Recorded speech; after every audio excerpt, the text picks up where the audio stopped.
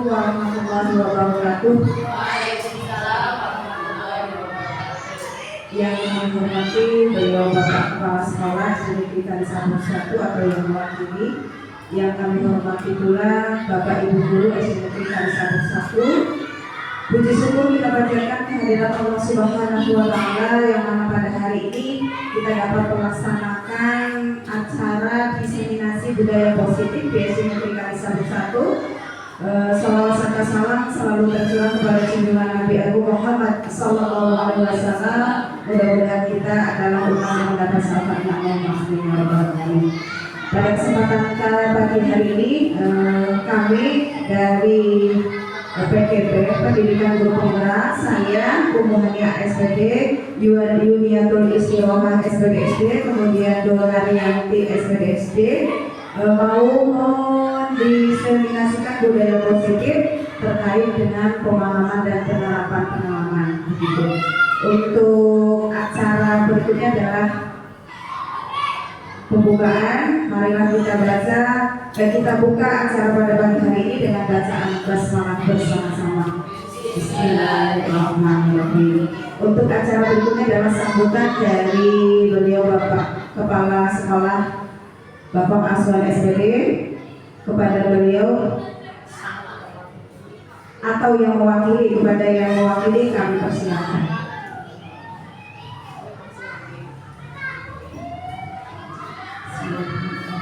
Assalamualaikum warahmatullahi wabarakatuh. Selamat pagi Bapak Ibu Guru yang terhormat Bapak Kepala Sekolah SD Negeri Kalisabur 1 dan yang saya hormati Bapak Ibu Guru SD Negeri Kalisabur 1 dan spesial untuk Ibu Umuhania SPD dan Ibu Yuniatul Istirohah SPDSD dan Ibu Donayan SPD. Terima kasih atas waktu yang diberikan. Langsung saja kami mewakili dari Bapak Kepala Sekolah yang hari ini tidak hadir karena ada tugas dinas luar. Jadi saya mewakili, mohon maaf yang sebesar-besarnya. Langsung saja kami mengucapkan selamat pada pagi hari ini kepada ibu guru bertiga, yaitu atas pelaksanaannya diseminasi budaya positif menyebarkan pemahaman dan penerapan pengalaman di SD Kalisabur 1. Mudah-mudahan doa kami, mudah-mudahan ibu guru bertiga nantinya bisa melaksanakan diseminasi budaya positif dengan baik dan dapat menjadikan sebagai guru penggerak yang sukses dan pastinya yang akan membawakan kepada anak didik yang lebih baik lagi. Terima kasih. Kiranya cukup sekian, kurang lebihnya mohon maaf. Assalamualaikum warahmatullahi wabarakatuh. Waalaikumsalam warahmatullahi wabarakatuh.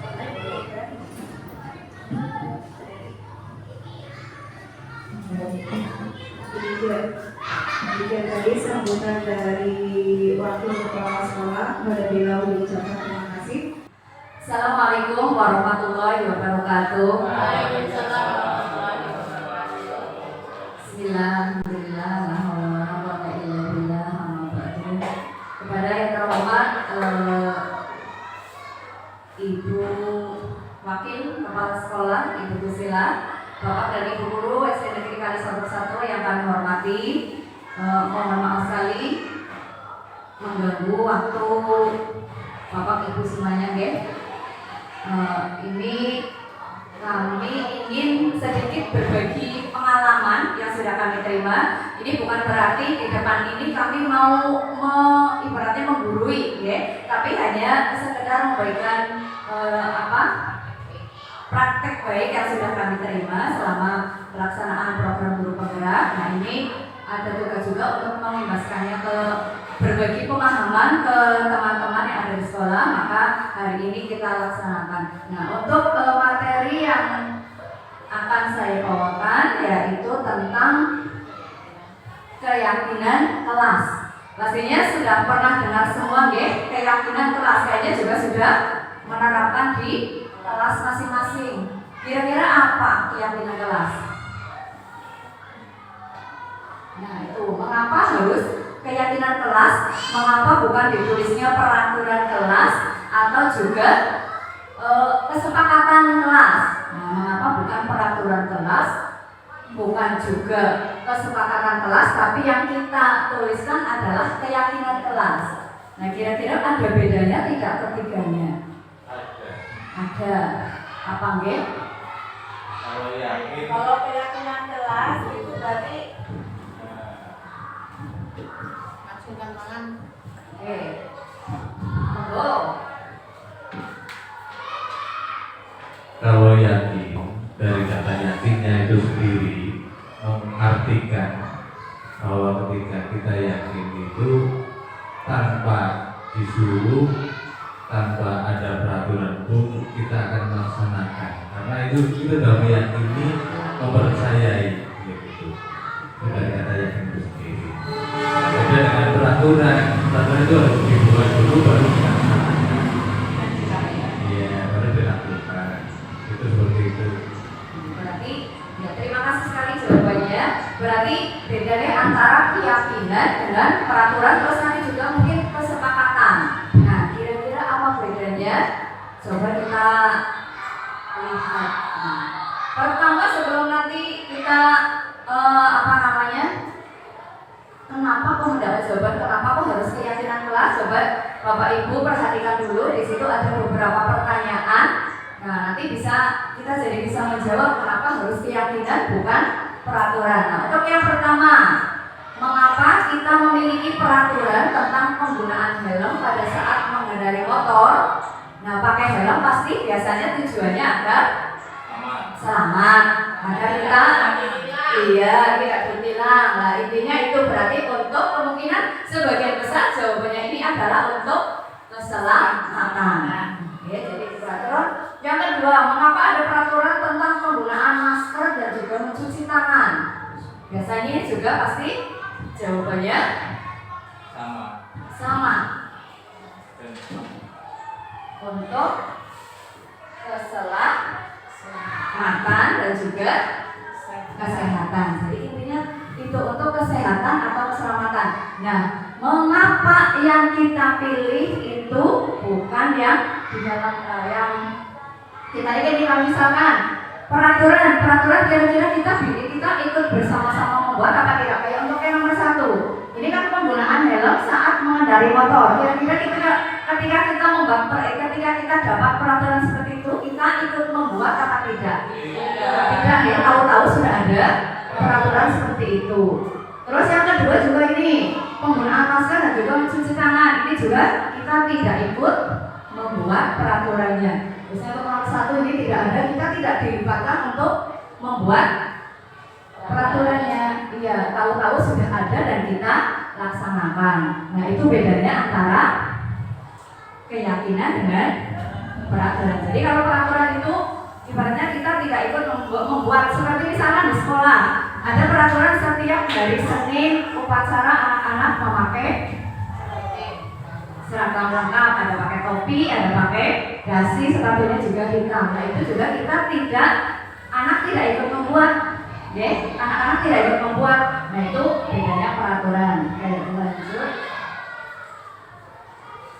Nah, jadi keyakinan kelas itu nilai-nilai keselamatan atau kesehatan yang tadi sudah kita jawab dari pertanyaan tadi. Nilai-nilai keselamatan atau kesehatan inilah yang kita sebut sebagai suatu keyakinan. Karena kita yakin naik pakai helm pasti insya Allah selamat. Mencuci tangan sebelum makan misalkan atau setelah memegang sesuatu, ketika mau memegang makanan kita cuci tangan. Intinya agar kita yakin bahwa pasti ya bisa sehat. Berarti itulah yang nilai-nilai keselamatan dan kesehatan inilah yang kita sebut sebagai suatu keyakinan, yaitu nilai-nilai kebajikan universal. Kebajikan universal antara lain kebajikan universal, mandiri, terus ada jujur, ada belas kasih, ada gotong royong dan sebagainya. Jadi nilai-nilai kebajikan universal yang disepakati secara juga tersurat terlepas dari latar belakang, suku, negara, bahasa maupun agama. Seorang akan lebih tergerak dan juga bersemangat untuk menjalankan keyakinannya daripada hanya sekedar mengikuti serangkaian peraturan. Berarti kalau kita sudah yakin, pasti kita mau melaksanakan dibandingkan hanya membaca sebuah peraturan tanpa kita meyakini. Pasti yang akan kita lakukan juga berbeda. Terus murid pun demikian, mereka juga perlu mendengarkan dan juga memahami arti sesungguhnya tentang peraturan yang diberikan. Apa nilai kebajikan di balik peraturan tersebut, kemudian apa tujuan utamanya. Jadi bukan hanya sekedar peraturan yang membuat mereka takut tanpa mengetahui tujuan utamanya. Biasanya kalau peraturan seperti itu untuk seperti mengikat anak supaya anak lebih maksudnya menjalankannya itu bukan dari hatinya, tapi karena takut mungkin nanti ada konsekuensi atau ada hukumannya.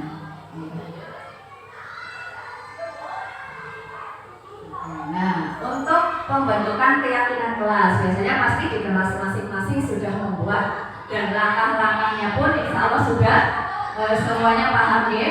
Untuk yang pertama, membuat keyakinan. Nah, ini yang perlu diperhatikan terlebih dahulu. Yang pertama, pembentukan keyakinan kelas itu bersifat abstrak. Kayaknya sudah sering dengar abstrak. Sudah paham lah ya? Abstrak biasanya kalau misalkan melihat di karya ilmiah atau karya tulis atau mungkin skripsi bagian depan pasti biasanya ada kata-kata abstrak. Nah, kira-kira abstrak apa? Kurang lebihnya abstrak itu ya mewakili dari seluruh isinya ya, mewakili dari seluruh isi yang ada. Nah, ini bersifat abstrak. Jadi nanti untuk pembentukannya sudah mewakili dari semua kebajikan-kebajikan yang sudah diterapkan di kelas. Kemudian yang kedua berupa pernyataan universal kayak tadi. Berarti ada kebaikan-kebaikan di situ yang diterapkan dalam membuat keyakinan kelas. Kemudian yang ketiga dibuat dalam pernyataan positif. Nah, ketika membuat keyakinan kelas ini tidak boleh ada kata-kata dilarang. Terus tidak boleh, jangan dilarang membuang sampah sembarangan. Ini kemarin kan sudah bagus ya, sudah jadi peraturan keyakinan kelas bagus. Ini katanya dilarang membuang sampah, tapi ternyata kita ketika membuat keyakinan kelas itu tidak boleh menggunakan kata-kata yang negatif. Jadi diganti misalkan dilarang membuang sampah sembarangan, kita sederhanakan menjadi menjaga kebersihan. Jadi seperti itu, dihindari menggunakan pernyataan negatif tapi dibuatlah dalam pernyataan positif.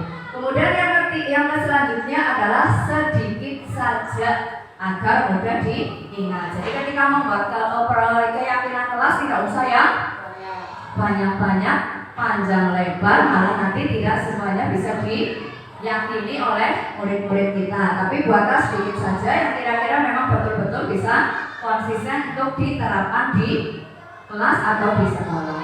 Kemudian yang selanjutnya sesuai dengan kondisi kelas atau sekolah sehingga mudah diterapkan.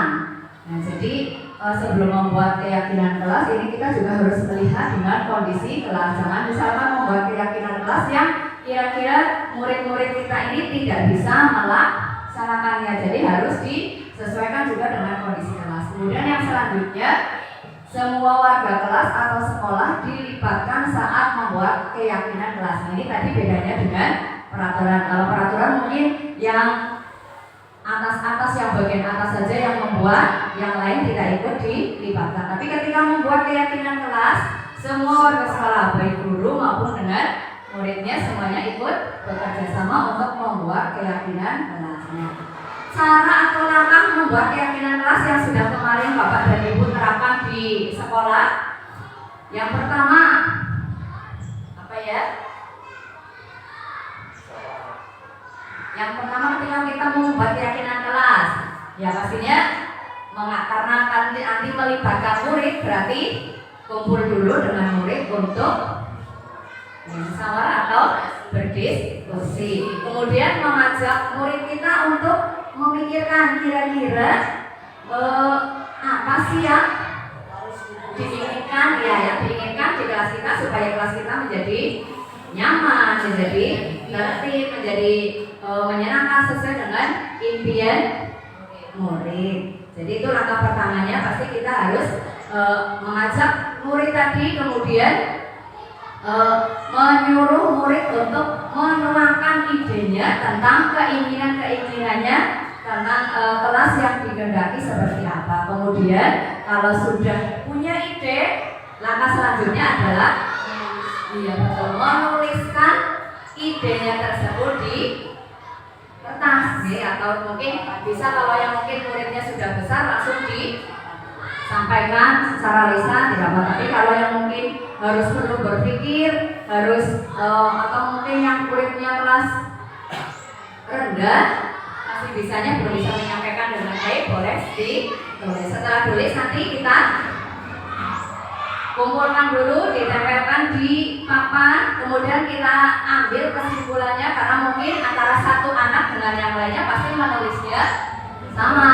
Jadi kita simpulkan, ambil kesimpulannya apa yang kira-kira nanti bisa dijadikan keyakinan kelas. Kemudian terakhir nanti yang tidak boleh dilupakan adalah pajak keyakinan kelas tersebut di tempat yang kira-kira mudah dilihat oleh, misalkan peraturan kelas berarti mudah dilihat oleh semua warga kelas, oleh murid. Bisa ditempel di dekat pintu masuk atau mungkin di depan juga boleh, yang sekiranya anak-anak mudah untuk melihat keyakinan kelas yang sudah kita buat tersebut secara bersama-sama.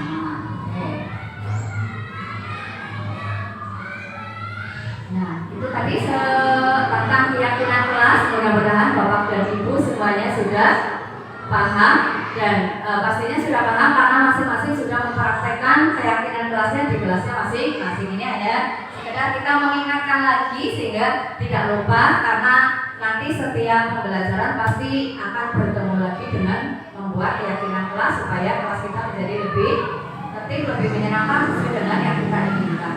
Untuk yang selanjutnya adalah materi tentang kebutuhan dasar manusia. Nah, kalau sudah melihat kata butuh, pasti pikirannya sudah macam-macam. Ada butuh beras, butuh berambang, butuh makanan, butuh baju, butuh tas, dan lain sebagainya. Itu kebutuhan dasar manusia adalah segala sesuatu yang kita lakukan untuk mendapatkan apa yang kita inginkan. Seluruh tindakan yang kita lakukan memiliki tujuan tertentu, dan semua usaha terbaik yang kita lakukan adalah dalam rangka agar kebutuhan dasar kita terpenuhi dengan baik. Nah, apa saja sih kebutuhan dasar itu?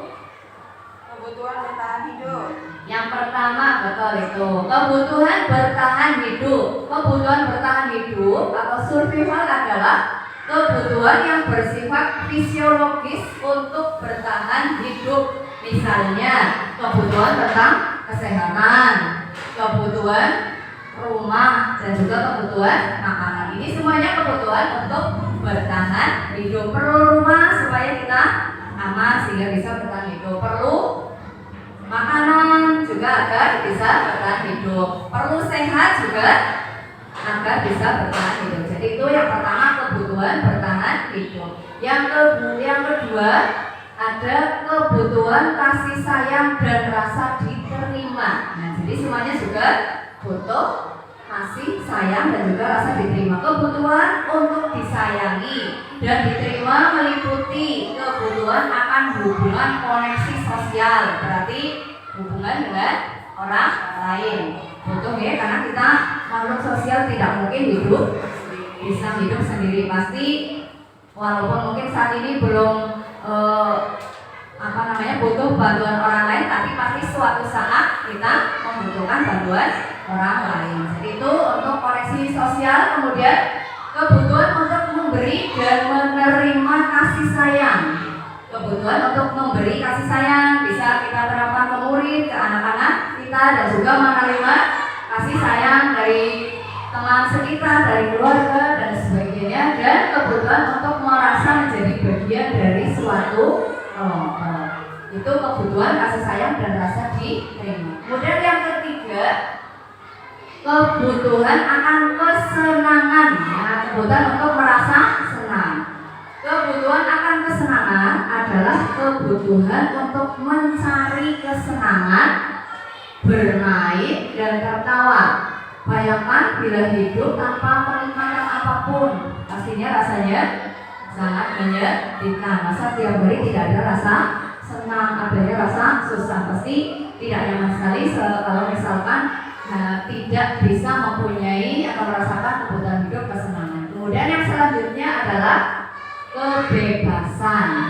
Kebutuhan akan pilihan, kebutuhan untuk bebas ini adalah kebutuhan akan kemandirian, otonomi, memiliki pilihan dan mampu mengendalikan arah hidup seseorang. Ini untuk kebutuhan kebebasan. Yang selanjutnya adalah penguasaan. Kebutuhan pengakuan atas kemampuan. Kebutuhan ini berhubungan dengan kekuatan untuk mencapai sesuatu, menjadi kompeten, menjadi terampil, diakui atas prestasi dan keterampilan kita, serta didengarkan dan merasa memiliki rasa harga diri. Itu 5 pengertian dari 5 kebutuhan dasar atau kebutuhan hidup manusia, kebutuhan dasar manusia. Nah, ini secara ringkasnya seperti ini. Untuk kebutuhan dasar ada 5 tadi ya. Ada bertahan hidup, ada cinta dan kasih sayang, kemudian ada kesenangan, ada kebebasan, dan ada penguasaan. Kelimanya itu semuanya kita butuhkan dalam kehidupan. Tidak mungkin hanya menerapkan satu saja, yang lain tidak. Pastinya harus ada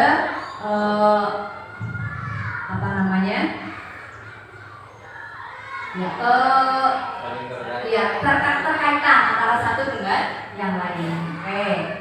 Nah, yang terakhir coba masih ingat apa?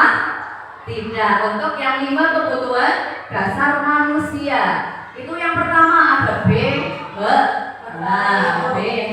apa? Bertahan hidup. Betul. Kaitannya dengan makan, pakaian, tempat tinggal, keamanan, kesehatan. Terus KS,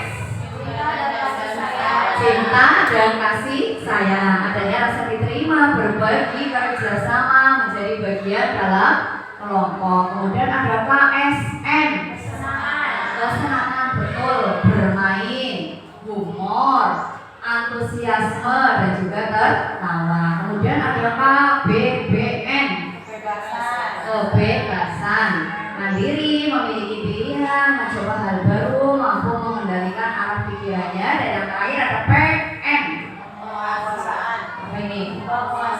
penguasaan, harga diri, keinginan untuk dianggap, terus berprestasi, diakui dan dikenal.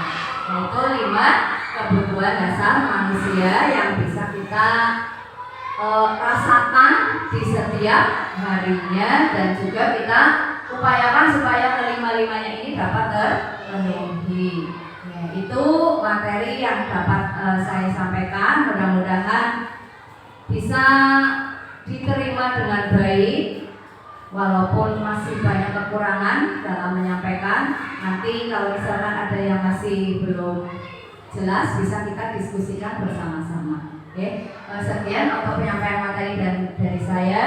Materi yang selanjutnya nanti akan disampaikan lagi oleh yang selanjutnya. Sekian dari saya. Terima kasih. Wassalamualaikum warahmatullahi wabarakatuh.